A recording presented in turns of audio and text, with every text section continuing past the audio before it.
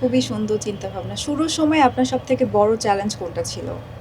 শুরুর সময় সবচেয়ে বড় চ্যালেঞ্জ ছিল আমাদের হচ্ছে ১ম হচ্ছে যে ফাইন্যান্সিয়াল, 2nd হচ্ছে আমাদের মানে আমার নিজের যে সাপোর্ট, মার্কেটিং সাপোর্ট হুম, হুম, হুম। এবং বিজনেস সাপোর্ট এই ২ টা বেশি চ্যালেঞ্জিং ছিল আরকি আপনি আমার কি জন্য। একা সবকিছু মেইনটেইন করছেন? না, আমি একা মেইনটেইন করতে একটা বিজনেস করতে হইলে একা মেইনটেইন করা খুবই টাফ। সো আমাদের কতটুকু সময় দিতে হয় আপনাকে? এখন সময়টা? হুম। এখন সময় যদি চিন্তা করি আমার দেখা গেছে প্রায় ১৬ থেকে ১৮ ঘন্টা বা ১৪ ঘন্টা তো মিনিমাম সময় লাগে আমার সবসময় কাজ করা লাগে।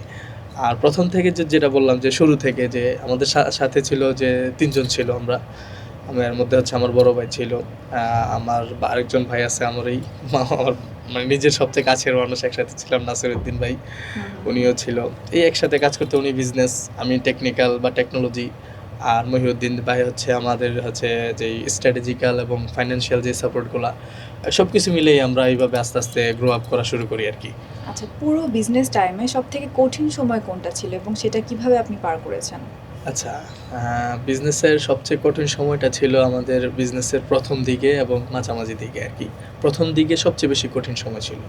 যে আমরা মার্কেটে কাজ করতাম, আমরা নিজেরা প্রোডাক্ট ডেভেলপ করতাম, সিস্টেম ডেভেলপ করতাম, কিন্তু আমরা মার্কেটে সেল করতে পারতেছিলাম না।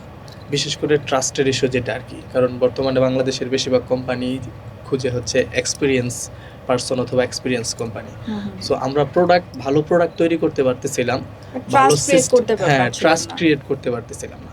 সো তখন আমরা কি করতাম? তখন আমরা চিন্তা করলাম যে যেহেতু আমরা এই স্ট্র্যাটেজি দিতে পারতেছি না, তখন আমরা শুরু করছি, চিন্তা-ভাবনা করছি যে আমরা প্রাইস কম দেবো এবং অনেক সময় চিন্তা করছি যে ফ্রি অফ কস্টে দেবো। হুম, অনেক হুম। জায়গায় আছে যে আমরা ফ্রি অফ কস্টে দিছি। ওই সময় দেখা গেছে আমাদের বিভিন্ন সমস্যা হইতো ফ্রি অফ কস্টে দিতে গেলে। যেমন একটা হচ্ছে যে ফ্রি অফ কস্টে দিতে গেলে তারা বলতো যে আমাদের এইভাবে ডিজাইন করে দিতে হবে। অর্থাৎ উনাদের মতো করে।